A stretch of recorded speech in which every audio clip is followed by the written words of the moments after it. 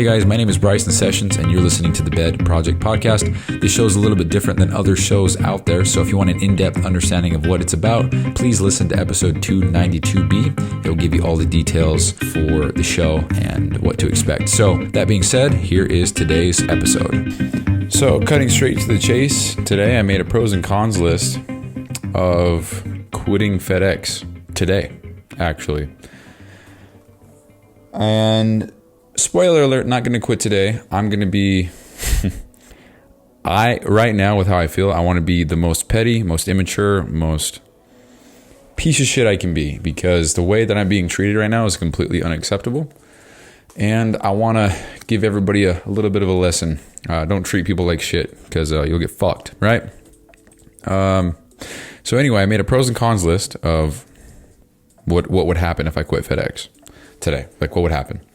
So I'm going to go with the cons first, because it's honestly not that much. I got the pros. Yeah, spoiler alert, the pros significantly outweigh the cons, which leads me to think, okay, pulling the trigger, not looking back, dive in, figure it out as we go. So the cons, there's 5 cons. The pros, there's 1, 2, 3, 4, 5, 6, 7, 8. And I tried to be as objective as I could with these, taking emotion out of it.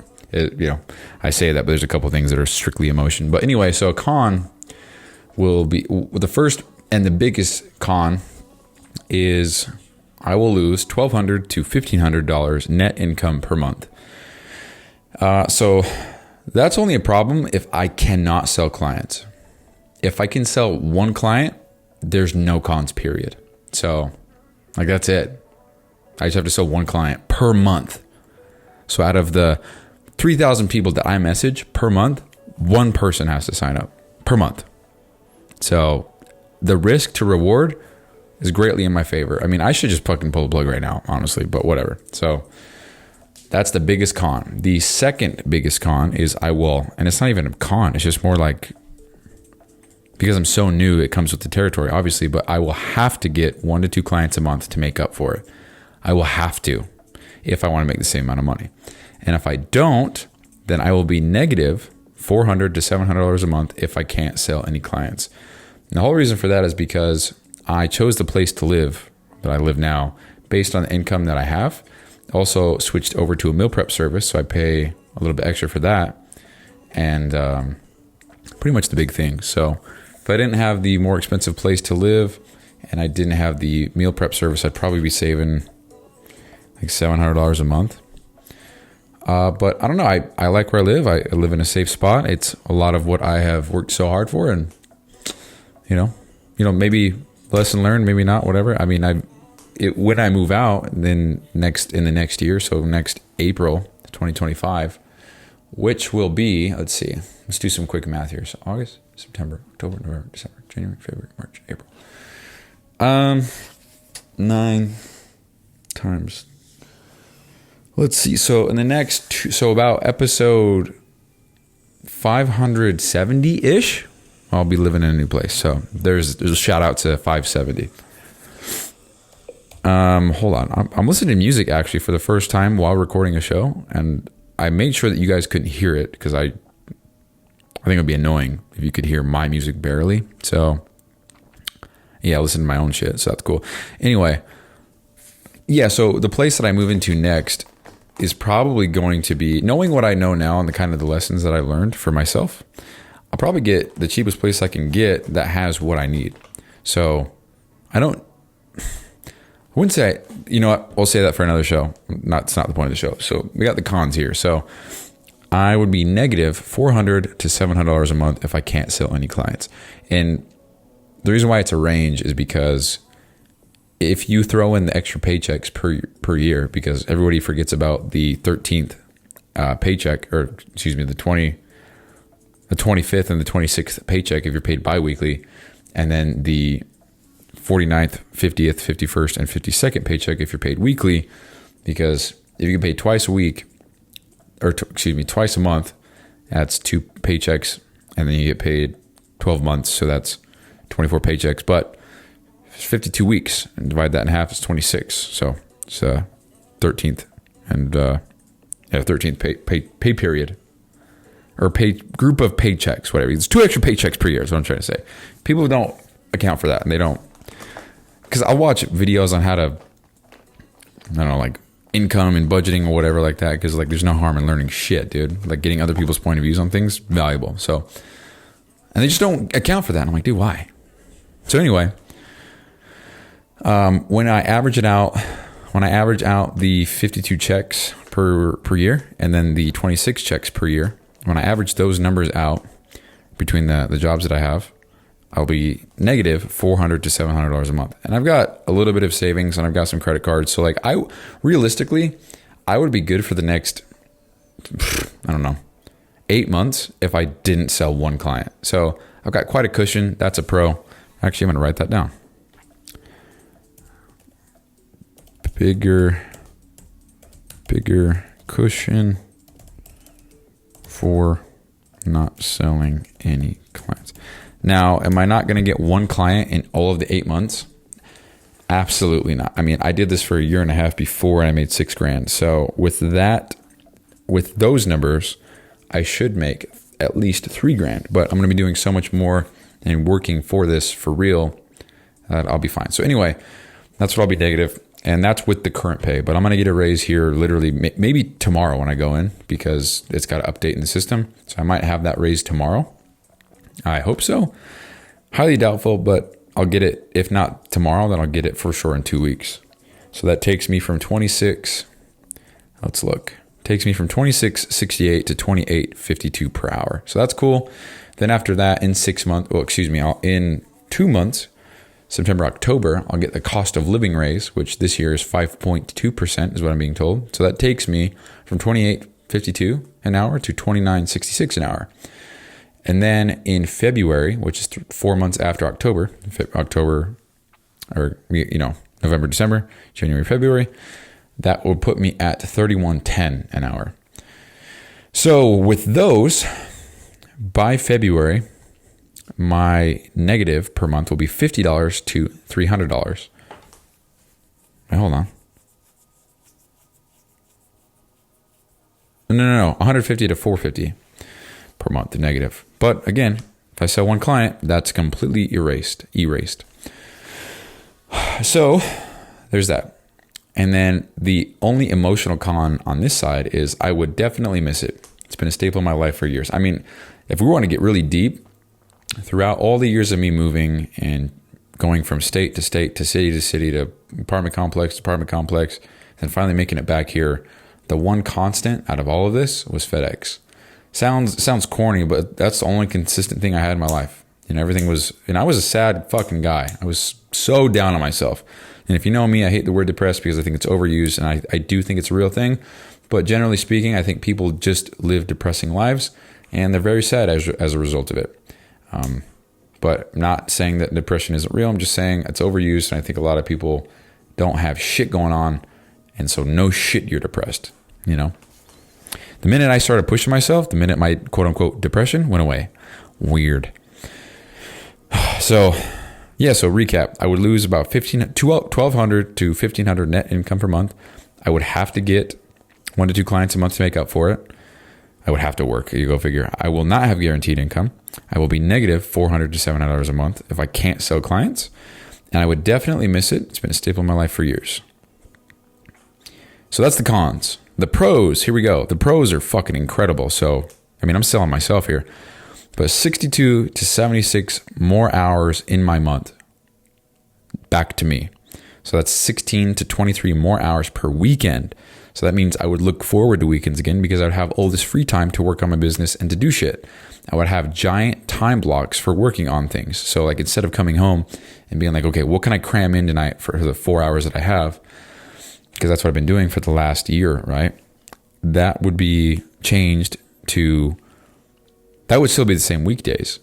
But for Saturday and Sunday and every other Friday, I would wake up, let's say 8 a.m. I would have from 8 a.m. till, I don't know, we'll just say midnight to work on anything that I need. I could work on huge projects and just fucking grind them out. That is beyond exciting for me. The fact that I could wake up and have my mornings back to where I don't have to wake up and be somewhere. I could wake up, I could buy a coffee machine and make my own coffee. Or, dude, that shit sounds euphoric to me. I would love the opportunity to wake up and have a cup of coffee in my own house and see the sunrise and not be in a cement building or be driving a truck focusing on boxes and numbers on people's houses that you can't see because nobody maintains that shit.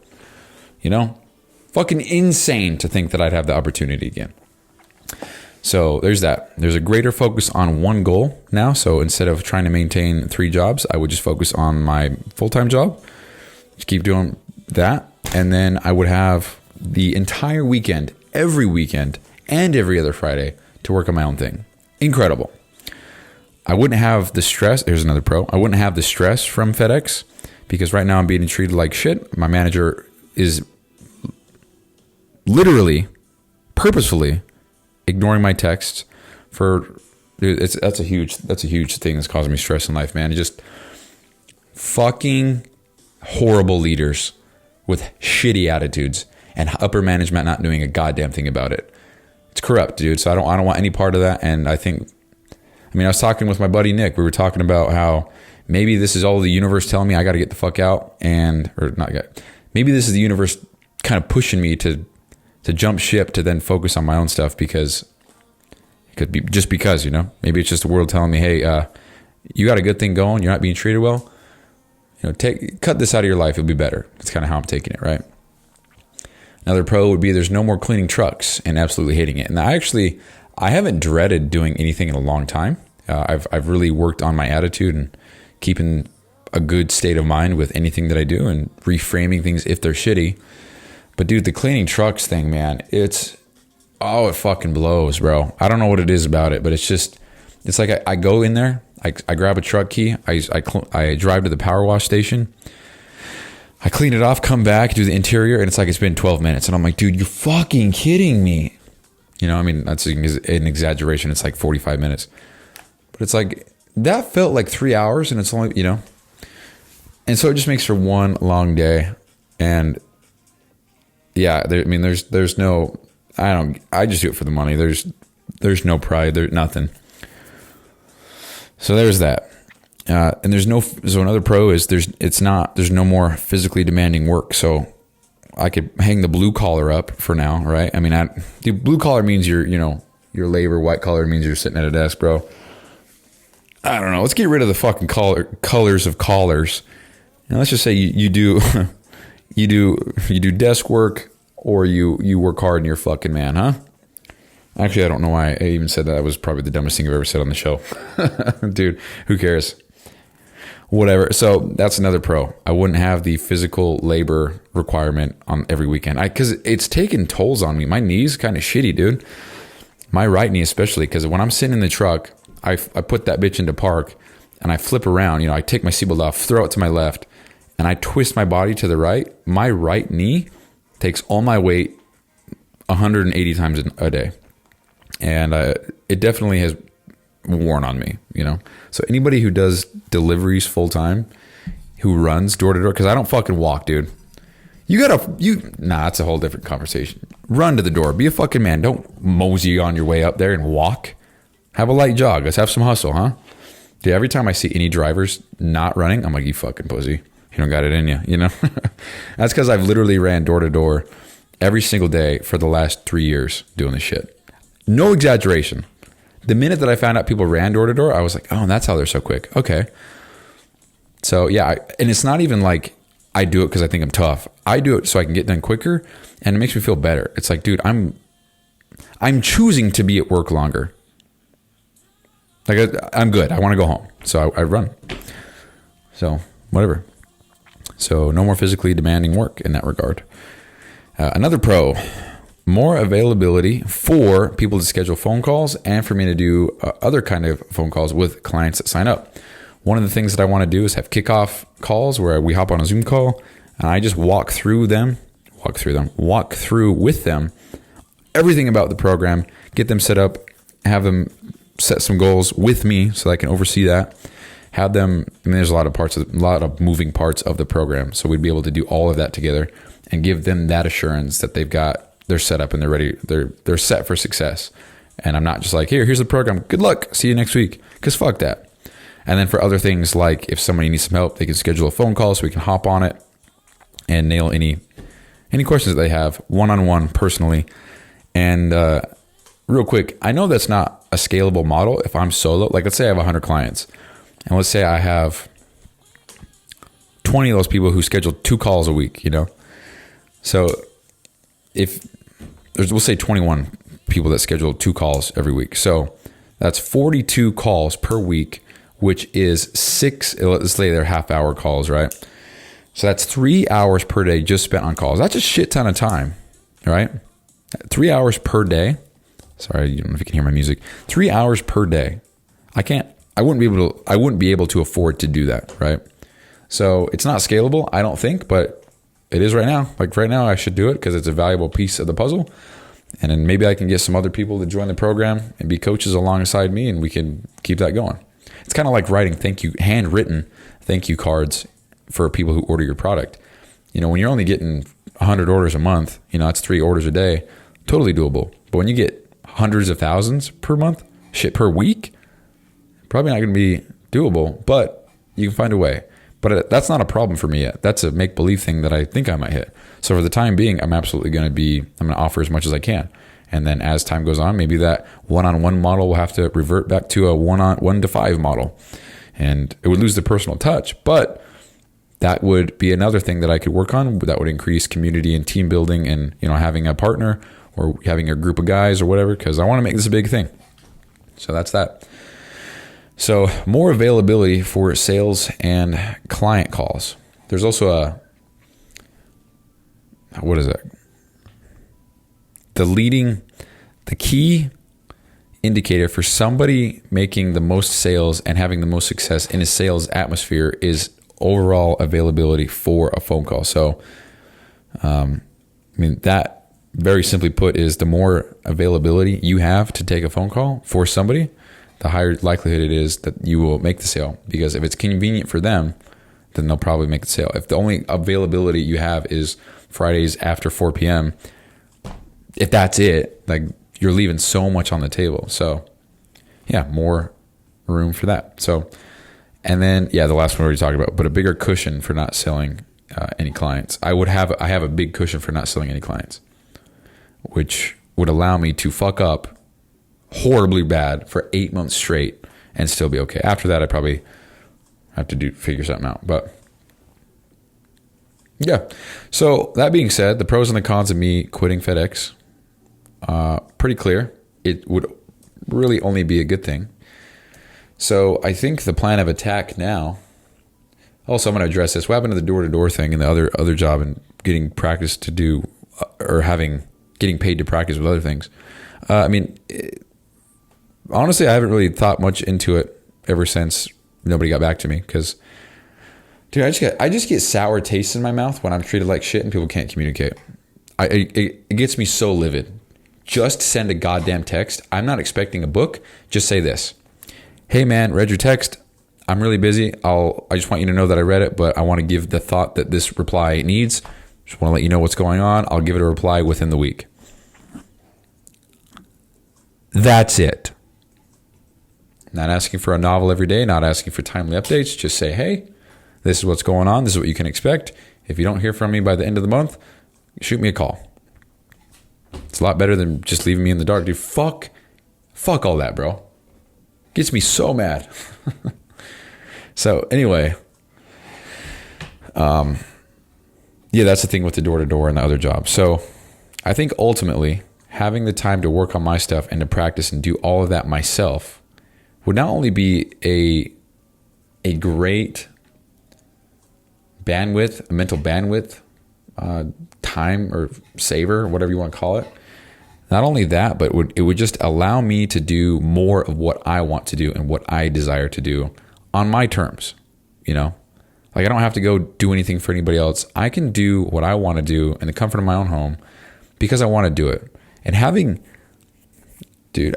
know it's not 3 extra days, but having 3 full whole ass extra days of just this per week is a total game changer. Because right now, if I wake up 7 a.m., get to FedEx by 8, home by 4, hit the gym, then we'll say I'm home by 5 or 5:30, whatever. 5:30, if Hill Air Force Base the next day, I got 5:30 to 8. That's shitty. But if I work FedEx the next day, that's 5:30 to midnight if I wanted to do that. So rather than having 5:30 to midnight or 5:30 to 8, I would then have 8 a.m. or 7 a.m. to midnight or 7 a.m. to 8 o'clock. That's pretty much a full fucking day. Having 2 full extra days per week and then 1 additional full day per week every other week, I don't know. That sounds incredible. It's kind of, you can call me arrogant for this one for sure, but to think that that's what people have normally, and I'm freaking the fuck out that I get that, perspective. I'm so stoked to have the opportunity that everybody has right now. Just perspective. So those are the pros and cons that I've come up with. And shout out to my buddy Nick for giving me the idea, because it's so simple, but it's so powerful. I mean, like this whole episode, shout out fucking Nick. Whole episode whole episode is because of that suggestion that somebody else gave me. So shout out Nick. Also, man left me. He's quitting. He quit. He's gone. He tossed. What's going on? Okay. Anyway. So with that being said, I gave a prompt to ChatGPT, and I said, where did I write it at? I gave it a prompt and I said, hey, if I message, and I made it the worst of the worst of the worst of the worst. So I was like, hey, if I message 30 people a day and I'm an awful salesman with poor percentages, but I get slightly better all around with time, what kind of numbers can I expect based on some hypotheticals? If I do 30 people per day, 30 days a month, give me the spiel for getting them an appointment set and then closing them. Keep in mind that I am not good at all with leads, and all the leads will be cold, and not even half of them will be qualified, and all DMs will be cold outreach for now. So like worst of the worst of the worst of the worst. Give me some hypotheticals. And I'm fully aware this is AI, fully aware this is hypothetical, fully aware this is very shitty, and maybe I will do even worse than this. But I like having visuals. I like having something to go off of. So it says, here's a year-long roadmap of slight monthly improvements in your outreach, appointment setting, and closing rates. This roadmap assumes you start with a very low skill level and gradually improve each month. And it goes month 1 to 12, and it has the response rate starting at 5%, and by month 12, it's about 16%, which I don't even know if that's good or bad. I'm so naive to all of this, don't know. And then it has my appointment set rate starting at 20%, and then ending at 42 by month 12.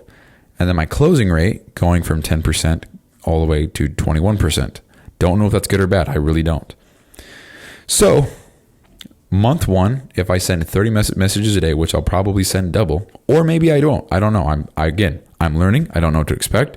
I've yet to give this a full run through. So all these numbers could be absolutely dog horse baloney shit, and I could be talking out my ass. But again, this is my thought process. This is what I think I'm doing. And these types of episodes will be the most valuable because it shows how I make the decisions that I do. And that's ultimately what I want for this whole podcast. So bada bang. But month 1, 900 messages sent with a 5% response rate gives me 45 people responding back to me. Now, if 20% of the people that respond back to me set an appointment, that's 9 people. And if I close 10% of those people, that's not even a full person. That's 0.9. But if you round up, it's 1 person. So that's 1 sale made in month 1. Now let's say that I get slightly better by month 2 because I have 900 messages sent. So that means I have 900 reps on sending a message. So I have a slight idea of what gets a response and what does not. So we improve by 1%. Month number 2 would be 900 messages sent, 6% respond, which is 54 people. 22% of those 54 people set an appointment. 11% of those people I sell. So that's 1 to 2 people right there. Now, if you fast forward all the way down to month 12, again, those percentages go up a little bit. So if I message 900 people and I get a response rate of 16%, that's 144 people that are in my DMs during that month that I'm talking to. And if 42% of those people set an appointment, which I feel like is so fucking high, I don't know, then that's 61 phone calls, right? 61 phone calls. So 61 phone calls, and if I close 21%, That's 12 people. Now, if I'm still running the same price in a full year from now, that's 12 grand made that month. So if you want to go month to month, month one, if I'm going based off of the paid in full price, that is either way equals out, because if I sell one person a month for 4 months, but they all do month to month, then I would have that 300 times. I would have even more if it was month to month. That's what I'm trying to say. So, and this is all based off of that pricing model and me getting slightly better every month. Don't know what to expect. Don't know if these are good numbers, but again, these type of episodes will be really fun to look back on. I'll be like, what the fuck? I thought I was going to sell 42% of it, whatever, you know. He thought he was only going to get 45 responses. He got 987 million, you know, or whatever. So month one, I'd make $1,000. Month two, I'd make $1 to $2 grand. Month three, I'd make $2 grand. 4, $2 to $3 grand. 5, $3 to $4 grand.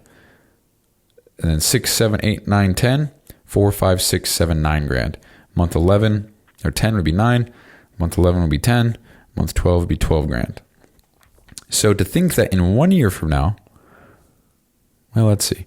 To think that in 7 months from now, based on the monthly improvements, I could quit my job. I could be full-time entrepreneur in 7 months, given this very extreme hypothetical layout of me never giving up, but with the worst of the worst numbers. So that's pretty cool to think, right? So in 7 months from now, I could be living a whole different life. And then especially in 1 year from now, I'd be making 12 grand a month. And I actually ran it a little step further. Where did I write that at? Yeah, I took it a step further and I was like, okay, based on that same improvement of like 1%, 2% better every month, what does year 2 look like? And year 2 looks ridiculous. And this is where I think the percentages get skewed. So we'll just say that I'm just going to give you the extreme here. So the end of month 24, if I'm sending, let's see, 50 messages a day, which would probably be more, and my price is still the same, and I'm not doing anything different. If I send 1,500 messages a month and I get 28% of those people to respond, so 1 in 4, that's 420 people. If 66% of those people set an appointment, then I have 277 appointments, which at that point I would definitely need help with the phone calls. So I'd have another closer. So it's 277 appointments. Okay. And I know that not even half those people would show up, whatever. I guess that's where the skill comes in. So just based off these numbers, if I get 33% to buy, that's 1 in 3. I feel like it's pretty good at sales, right? You get 1 in 3 people to buy a high ticket item. And that's still if the price is still only $1,000. With all these numbers, that's 92 people a month. 92 people, that's half of a percent. Or not, hold on, that's 5%, sorry. That's 5%, roughly. Like 6% actually. So 6% of the people that I message, I sign up, which I feel like is so fucking high. I don't feel like that's realistic at all. But that's 92 people. And again, if I'm still selling a product selling the program at $1,000 paid in full, which again is very cheap for 4 months, $250 a month, very cheap. That's what I charged last time. I had up to 300 and then as low as 199, and most people were at the 250 mark. So I know it's doable. I have proof in my back pocket that I've already done this. So 250. So 92 people in month 24. That's 92 grand made. That's double my salary for one job made in 1 month. That's 2 years worth of income, just about, for one job that I would make in 1 month in 2 years. Wouldn't even be 30 years old making that kind of money. So going from month 13 to 24, I would make, so month 1 of year 2 would be 25 grand in 1 month. And then we'll go 28, 33, 38, 43 grand, 48, 54, 60, 67 grand, 75, 83, 92 $1,000 in just 1 month. So based on those numbers and the growth, if that's what happens, let's see, where's my phone at? I need you, Siri. Hey, Siri. What is 25 plus 28 plus 33 plus 38 plus 43 plus 48 plus 54 plus 60 plus 67 plus 75 plus 83 plus 92?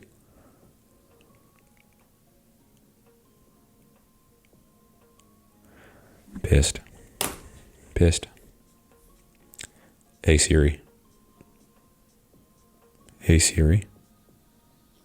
Oh my hell, dude. Fuck Siri, man. I don't know. I want to know what the number is, though. We're going to do it in our head. Ready? 53, 80, 86. This is really rough. 90, 94, 124.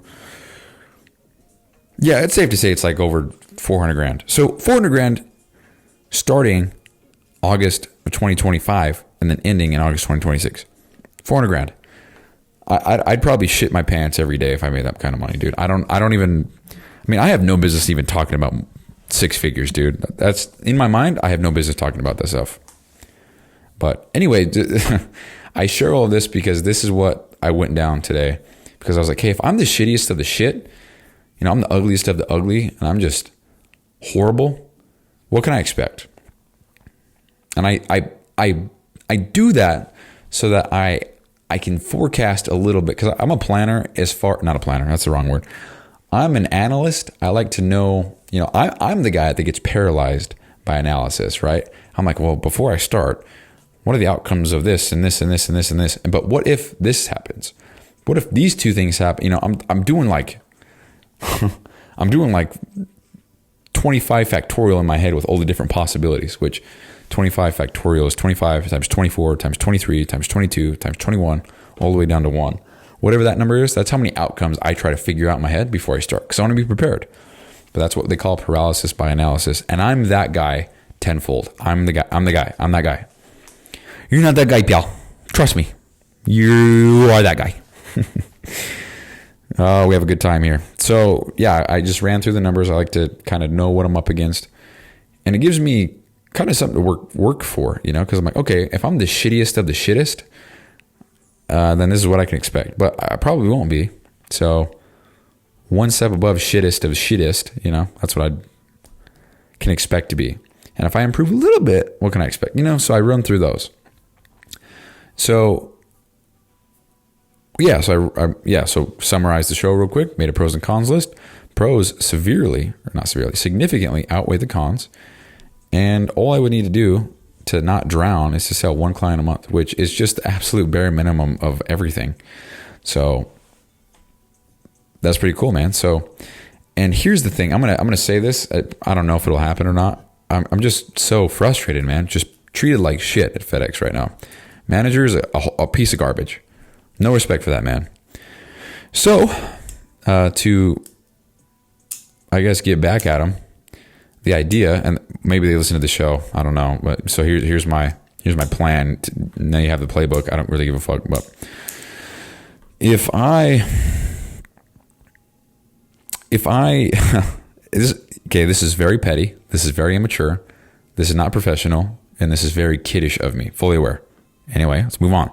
So, if I just wake up in the morning, call in sick, that fucks the manager over because he's going to have to take the route because he doesn't drive a route most of the time.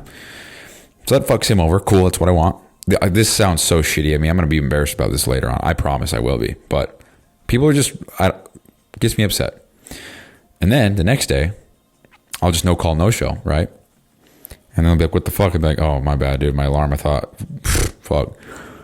Then next week, call in sick, and they'll be like, hey, you're fired. I'll be like, oh, bummer. And then, yeah, just to fuck him over. And I'm actually super embarrassed I even said any of that because that's so petty. I did all that because one person pissed me off. So I probably won't do that now that I actually said that out loud. But as much as I'd love to, just fuck him over, dude. It's probably not worth it. I'm probably being a really big fucking little kid about this. Very immature. Trust me, I know.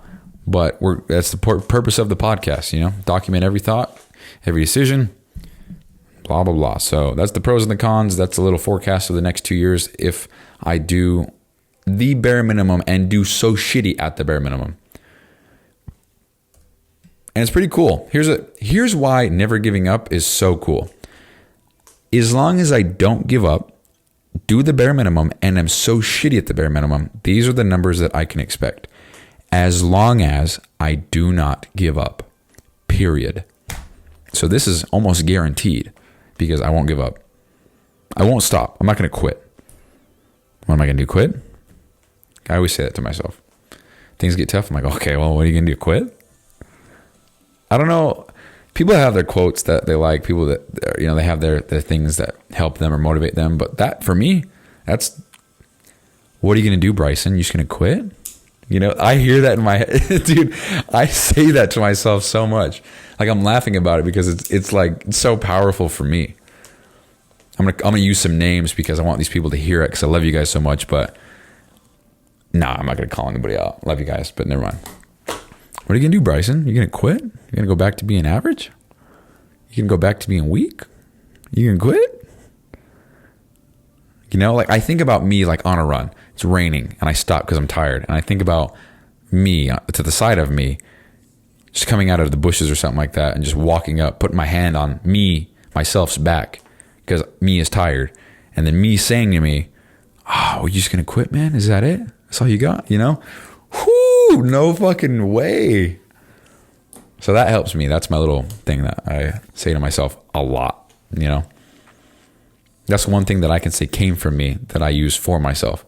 Because other people get quotes from other people and they're like, yeah, I like this quote. And there's nothing wrong with it. I do the same thing. I've got lots of quotes that I like. But having it come from myself to be the thing that what is that noise?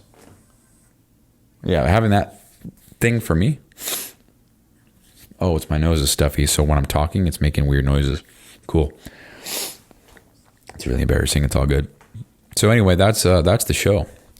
This was a longer one, but it is what it is. So hope you guys like shows like this because I like these types of shows the most. I like talking about what could be, but knowing that these what could be's are just results of not quitting. All of this, what I just said in this episode, will happen to some extent because I will not quit. Like, there's no way. And to think that it's only going to get quote unquote easier to work harder because I won't have FedEx in the picture. I don't know how to explain how I feel about that. I don't know if euphoric is the right word. I think that's too powerful of a word. Let's figure this out. What is a word slightly less powerful than euphoric to explain extreme happiness? What you got, chat? Dude, what did they just tell me? A word slightly less powerful than euphoric to describe extreme happiness could be euphoric. I'm a dumbass. Okay. See, we don't edit things on the show. A word slightly less powerful than euphoric to describe extreme happiness could be elated. It conveys a strong sense of joy and excitement, but is not as intense as euphoric. Okay. Elated. Ecstatically happy. After the concert, I felt elated. Dude, my mom uses the word elated, and I've always associated that with like excited. I don't know. Yeah, so I'm elated. I got my fingers up like Donald Trump. Elated. Everybody knows it. I know it. We're going to be the most elated country in the world. Yeah, so I'm very elated at the thought of not having to go to FedEx. It's not even FedEx. Very elated, because that's the word of the show, that I would have 64, what did I write here? 62 to 76 more hours per month. So 16 to 23 hours more per week, per weekend. And so just for the quick math, how I got that number, in case you don't know, because people listen to this shit out of order all the time. I see the numbers and who listens to, not who, but like, for example, it'll go episode 45, 170, 171, 175, 173, 185, 183. It's like, what are you doing? But whatever. So how I got that number. Oh, the reason why I said that is because I got 3 jobs, working 3 different things, work FedEx part-time on the weekends, work Hill Air Force Base full-time, and then I clean trucks every Sunday now. That's what I have signed up for. And I haven't done it every Sunday, but it's very flexible. But anyway, not having the obligation is what frees up the time. So every weekend, if I go 7 hours Sunday, 8 hours Saturday, that's 15 hours. So that happens twice a month. So that's 30 hours. So we have 30. And then on the alternating weeks, we have that same thing plus an additional 8. So we have 23. So 23 times 2, 46. 46 plus 30, 76. So 62 to 76 more hours per month to work on my shit. Which right now, if we have 4, I think what was the fucking average? I think the average was 30, 35 one week and then 42 the next.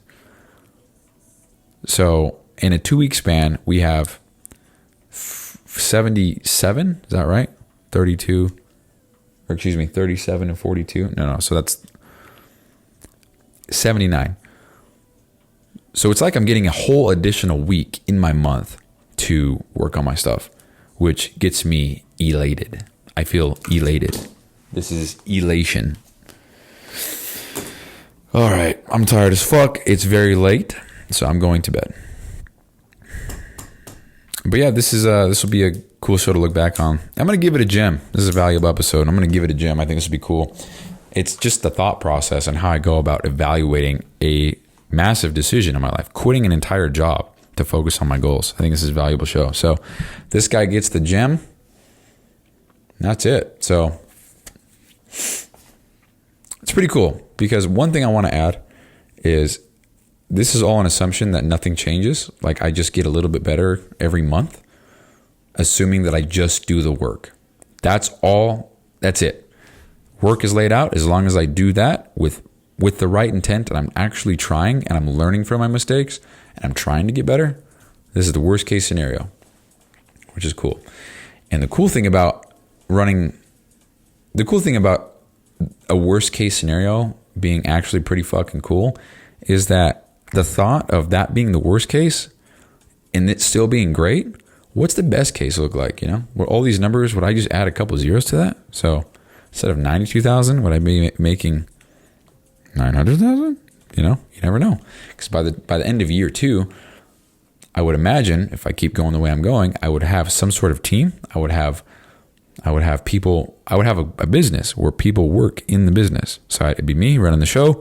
Have Coach Bobby, Coach Johnny, Coach John Bobby, whatever.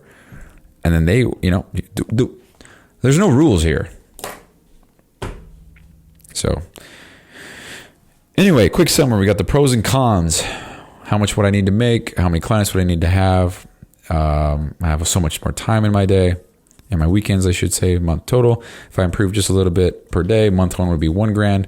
Month 24 would be $92,000. And of course, these numbers are just based on hypotheticals and gradual increases in percentages. It's all subject to change based on my effort and all that shit. I know that. I'm not looking at this and be like, okay, so just do this for 24 months and I'll be $92,000 in there, you know? Yep, that's what I said. You heard me right. So yeah, that's the show, guys. I appreciate you listening, as always. And I need to figure out a different thing to say because that's getting really annoying. The more repetition of a certain saying, the less it means. So yeah, I'm elated that you would give me your time today. Thank you for doing so.